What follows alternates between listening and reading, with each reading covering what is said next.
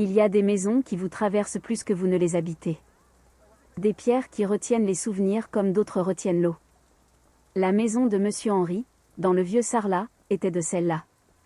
Elle avait vu naître son arrière-grand-père en 1876, résister à l'exode de 14, pleurer la mort de la mère d'Henri en 1953, et accueilli ses petits-enfants chaque été jusqu'à ce que sa femme, Jeanne, s'éteigne à son tour, un matin de printemps, dans la chambre qui donnait sur la cour intérieure. Henri Delage avait 82 ans. Il avait enseigné l'histoire-géographie au lycée Saint-Joseph de Sarlat pendant 37 ans, et ses anciens élèves le saluaient encore dans la rue d'un geste respectueux, comme on salue un monument qu'on n'ose plus déranger. Il était veuf depuis 4 ans. Ses 2 enfants, Nathalie et Sébastien, habitaient l'un à Bordeaux, l'autre à Toulouse, et ne venaient plus guère que pour les vacances de Noël, par obligation plus que par plaisir. La maison, Henri la connaissait pierre par pierre.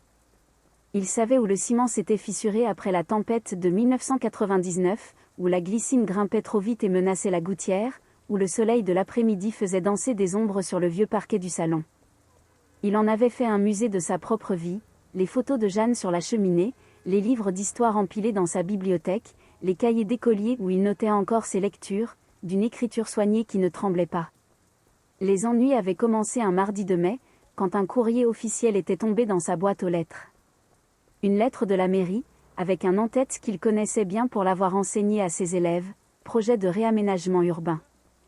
La municipalité avait signé avec un promoteur immobilier pour transformer le quartier des Tisserands, le plus ancien du centre, en une résidence de standing avec parking souterrain et commerce de luxe. La maison d'Henri, avec ses murs en pierre dorée du Causse, sa toiture en lauze, son jardin secret derrière un portail de bois, était sur la liste des bâtiments à démolir. Il lut la lettre 3 fois, posément, comme il lisait les copies de ses élèves autrefois, en pesant chaque mot. Puis il la reposa sur la table de la cuisine, alla s'asseoir dans le fauteuil de Jeanne, face à la fenêtre, et resta longtemps à regarder la cour où le lilas commençait à fleurir. Il n'appela pas ses enfants tout de suite.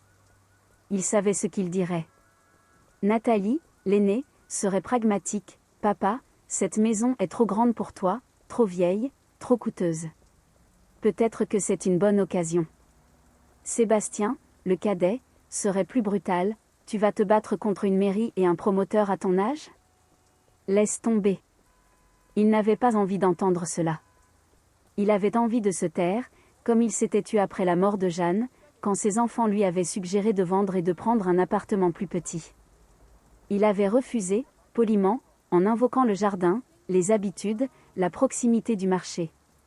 Ils n'avaient pas insisté, mais ils avaient noté, dans un coin de leur tête, que leur père vieillissait et que ses refus étaient ceux d'un homme qui ne voulait pas voir la réalité. La réalité, pour Henri, n'avait jamais été une affaire de mètres carrés ou de valeur immobilière.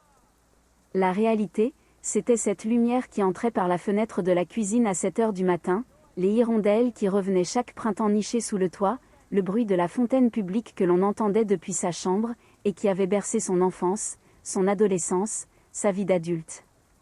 La réalité, c'était le parfum de la soupe aux choux que Jeanne préparait les jours de marché, et qui imprégnait encore les murs, des années après qu'elle avait cessé de cuisiner.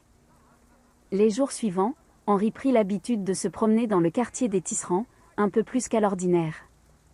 Il croisa les voisins, échangea quelques mots avec mademoiselle Renée, la papetière, qui avait 86 ans et tenait sa boutique depuis 1963. Il parla avec monsieur Cazalet, l'ancien charcutier, qui lui apprit que le promoteur avait déjà racheté 3 maisons dans la rue voisine, à des prix dérisoires, en jouant sur la peur des propriétaires âgés. « Ils nous attendent, Henri », lui dit Cazalet en essuyant ses mains sur son tablier. « Ils attendent qu'on meure ou qu'on abandonne. » Henri ne répondit pas.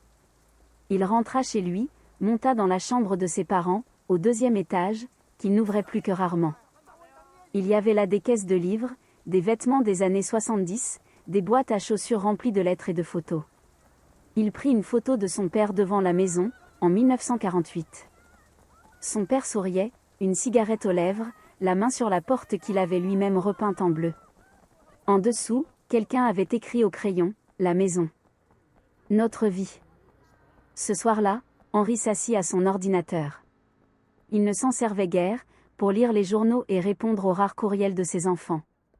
Mais il se souvint que sa petite fille, Lucie, lui avait montré un jour un site où les gens racontaient des histoires.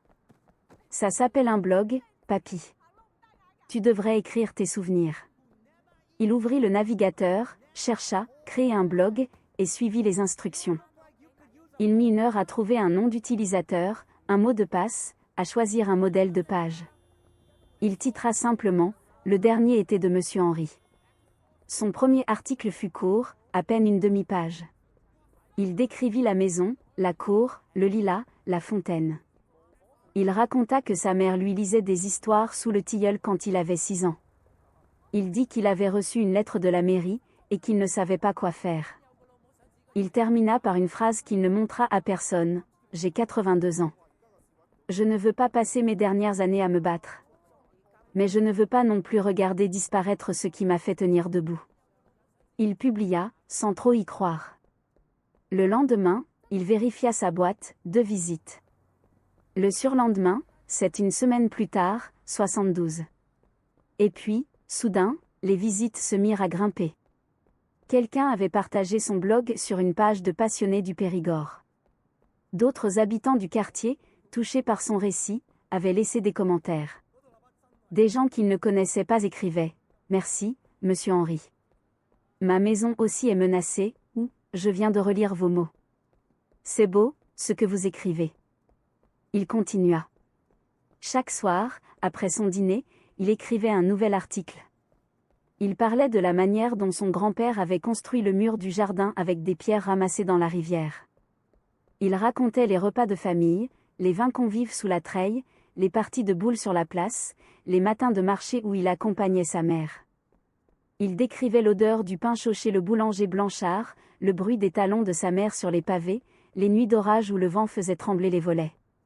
Il écrivait avec la précision d'un historien et la tendresse d'un homme qui aime. Ses lecteurs, de plus en plus nombreux, lui répondaient, lui envoyaient leurs propres souvenirs, leurs propres maisons menacées. Peu à peu, le blog devint une conversation à voix haute, un lieu où des gens qui ne s'étaient jamais parlé se retrouvaient autour d'une idée simple, les pierres ne sont pas que des pierres. Elles portent des vies.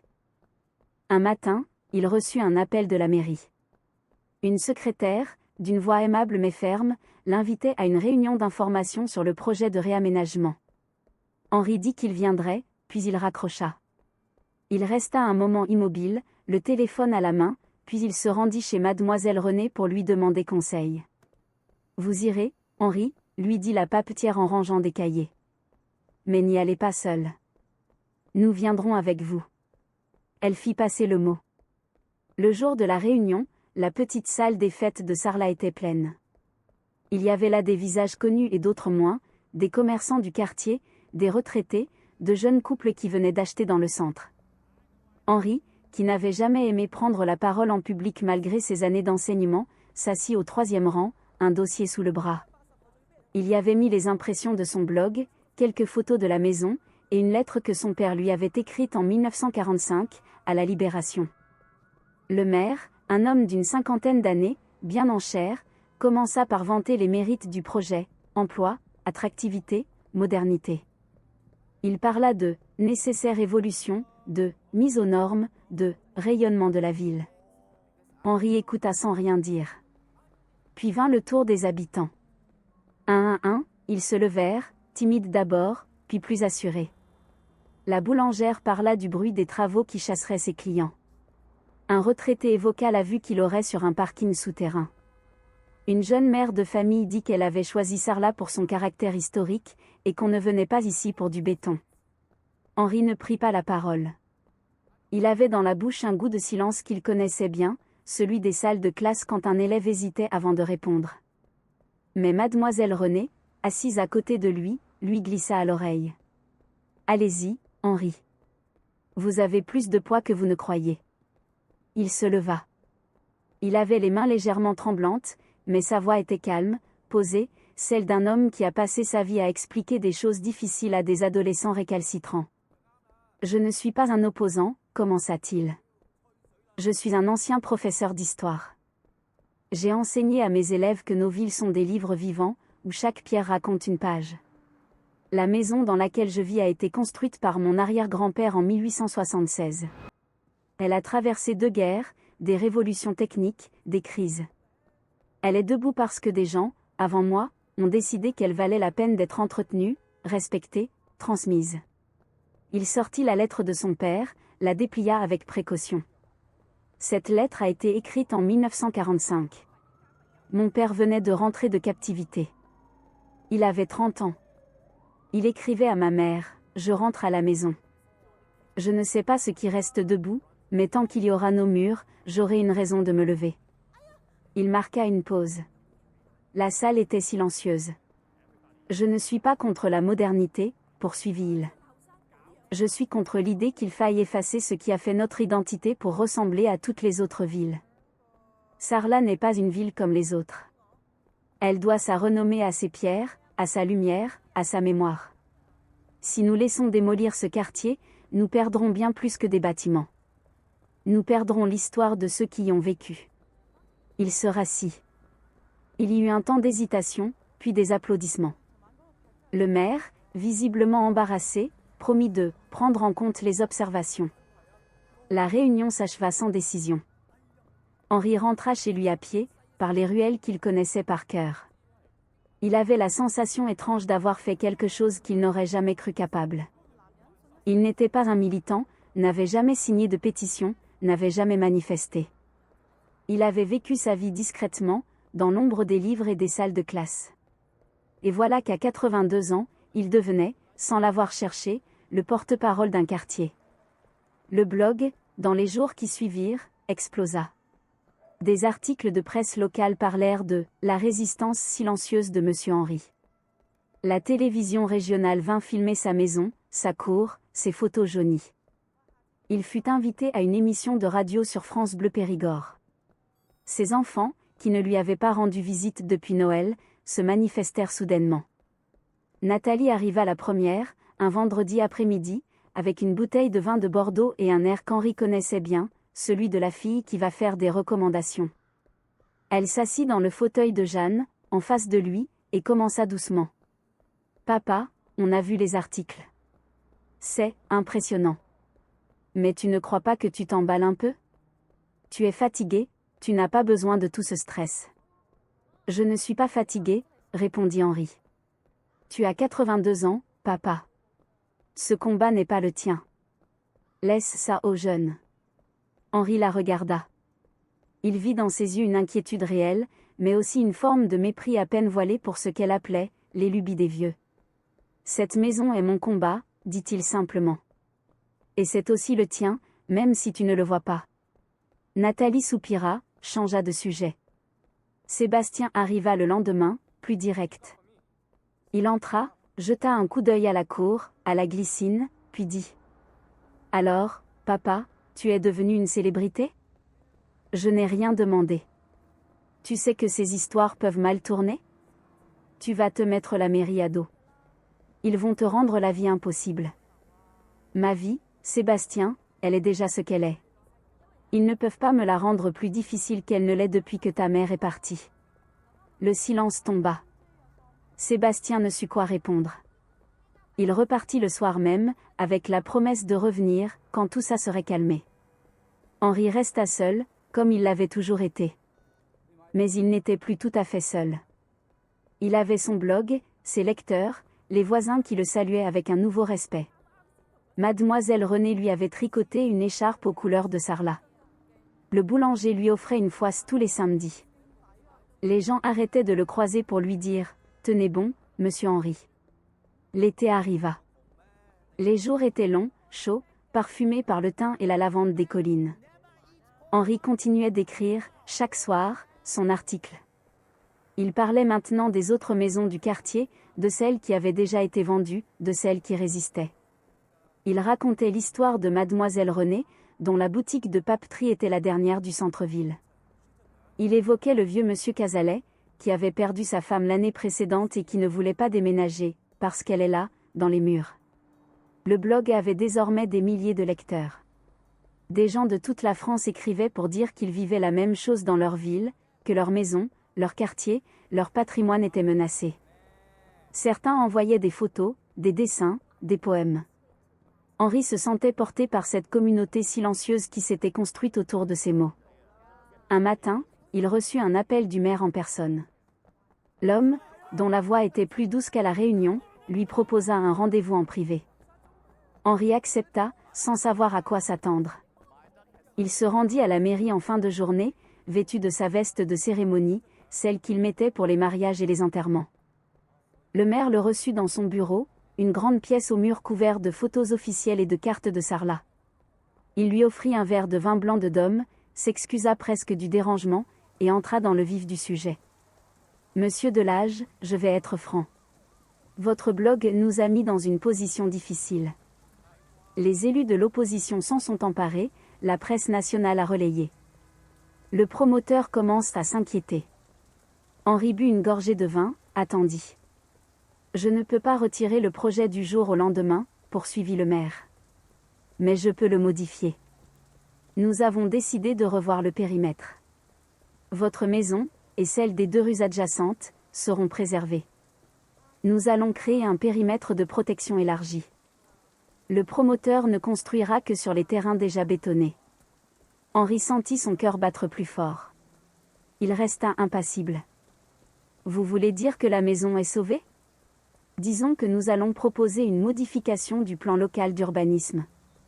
Il faudra un vote du conseil municipal, mais nous avons la majorité. Henri posa son verre. Il pensa à son père, à la lettre de 1945, aux pierres que son grand-père avait ramassées dans la rivière. Il pensa à Jeanne, qui aimait s'asseoir sur le banc sous le tilleul, à lire ses romans en silence. Il pensa aux enfants qui ne voulaient pas de cette maison, et aux milliers d'inconnus qu'il avait défendus avec lui. Merci, dit-il simplement. Le maire eut un sourire un peu crispé. Vous nous avez mis la pression, monsieur Delage. Mais vous aviez raison. Parfois, on oublie que les villes sont faites pour ceux qui y vivent, pas seulement pour ceux qui y investissent. Ils se serrèrent la main. Henri sortit de la mairie sous un soleil couchant qui dorait les pierres de la cathédrale. Il marcha lentement jusqu'à sa maison, s'arrêta devant le portail de bois, passa la main sur la serrure qui grinçait depuis toujours. Il entra dans la cour, s'assit sur le banc de Jeanne, et resta là, à regarder le lilas qui avait doublé de volume depuis le printemps. Il pensa à tout ce qui venait de se passer. Il n'avait rien fait d'extraordinaire, il avait écrit, comme il savait le faire, avec son cœur et sa mémoire. Il n'avait pas manifesté, n'avait pas crié, n'avait pas insulté. Il avait simplement raconté sa maison, et d'autres s'étaient reconnus dans cette histoire. La maison était sauvée, non pas par la force, mais par la parole. Les jours suivants, il annonça la nouvelle sur son blog. Les commentaires affluèrent par centaines. Des gens pleuraient, écrivaient « merci », envoyaient des photos de leur propre maison qu'ils allaient maintenant défendre à leur tour. Henri répondit à quelques-uns, mais il était fatigué, d'une fatigue douce, celle qui vient après une bataille gagnée. Ses enfants apprirent la nouvelle par la presse. Nathalie l'appela, cette fois avec une voix différente, où perçait une fierté qu'elle n'avait pas montrée depuis longtemps. « Papa, c'est incroyable. Tu as réussi. »« Ce n'est pas moi, » dit Henri. « C'est tout le quartier. C'est tout le monde. Tu viens fêter ça à Bordeaux ? Je t'invite au restaurant. Peut-être un de ces jours. Pour l'instant, je veux profiter de l'été. Ici. » Il raccrocha, regarda la cour. Il y avait des choses à faire, tailler la glycine, désherber les allées, réparer la gouttière que le vent avait déplacée. Il avait du temps. Il avait toute la fin de l'été. Un après-midi doux, alors qu'il était assis sous le tilleul avec un livre, il entendit frapper à la porte. Il alla ouvrir. Sur le seuil se tenait une jeune femme d'une trentaine d'années, avec un carnet de croquis sous le bras. Elle s'appelait Marion, elle était illustratrice, elle venait de Paris. « Monsieur Delage ? Je suis venu vous remercier. Mon grand-père avait une maison dans ce quartier. Il l'a vendue il y a 10 ans parce qu'il n'avait plus la force de se battre contre les promoteurs. Il est mort l'année dernière. Mais ce que vous avez fait, ça lui aurait fait tellement plaisir. » Henri l'invita à entrer. Elle s'assit dans la cour, ouvrit son carnet, et lui montra des dessins qu'elle avait faits des maisons du quartier, des ruelles, de la fontaine. Elle avait capturé la lumière, l'ombre des platanes, la couleur des volets. Henri feuilleta le carnet en silence, ému. Vous devriez publier ces dessins, dit-il. Pour que les gens voient ce qu'il y a à préserver. Je les ai mis en ligne, répondit Marion. Grâce à votre blog, j'ai eu des centaines de commandes. Je vais pouvoir vivre de mon art. Elle repartit en fin d'après-midi, après avoir croqué un dernier dessin de la maison sous le soleil couchant. Henri resta longtemps sur le seuil, le dessin à la main. Il se dit que les histoires ne s'arrêtent jamais vraiment. Elles se transmettent, se transforment, trouvent d'autres voies, d'autres mains. L'automne vint. Les touristes repartirent, Sarlat retrouva son rythme paisible.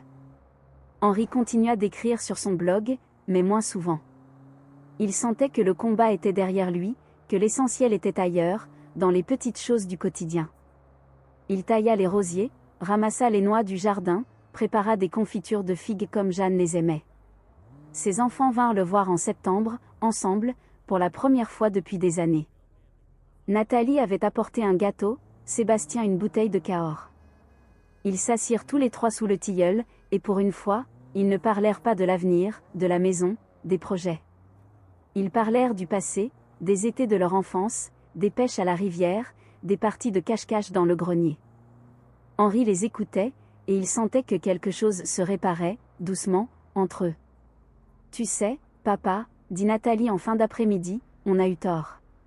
De penser que tu ne pouvais plus rien faire. On t'a pris pour un vieil homme, et tu nous as montré le contraire. Je suis un vieil homme, répondit Henri en souriant. Mais un vieil homme qui sait encore ce qui compte. Sébastien lui posa la main sur l'épaule, un geste qu'il n'avait pas eu depuis l'enfance. La maison reste, papa. C'est ta victoire. Ce n'est pas une victoire, dit Henri doucement. C'est une maison qui a trouvé des gens pour la défendre. Elle méritait ça. Ils repartirent à la nuit tombée, laissant Henri seul avec le chant des grillons. Il rentra, rangea les verres, éteignit les lumières, monta se coucher. Avant de fermer les yeux, il regarda par la fenêtre la cour baignée de lune. La glycine, le tilleul, le banc de Jeanne, le portail de bois. Tout était là, intact. La maison respirait, comme elle respirait depuis 147 ans. Le lendemain matin, Henri écrivit un dernier article sur son blog. Il le fit court, comme il aimait les débuts. Il remercia ceux qui l'avaient suivi, ceux qui avaient partagé, commenté, dessiné, écrit. Il dit que la maison était sauve, mais que ce n'était pas le plus important. Le plus important, disait-il, était cette chose fragile et puissante qu'il avait découverte à 82 ans, la parole qu'on pose sur ce qu'on aime peut changer les choses. Il termina par une phrase qu'il tourna et retourna plusieurs fois avant de la laisser. J'ai passé ma vie à enseigner l'histoire. Je croyais que le passé était derrière nous. Mais cet été, j'ai compris que le passé est vivant tant que quelqu'un le raconte. Il suffit d'une voix, d'un peu de courage, et de la certitude que certaines choses méritent d'être défendues, même quand on n'a plus l'âge de se battre. Alors, dites-moi, vous qui m'avez lu, vous qui avez cru avec moi. C'est mérité ? Il publia. Puis il ferma l'ordinateur, descendit dans la cuisine, fit chauffer de l'eau pour son café.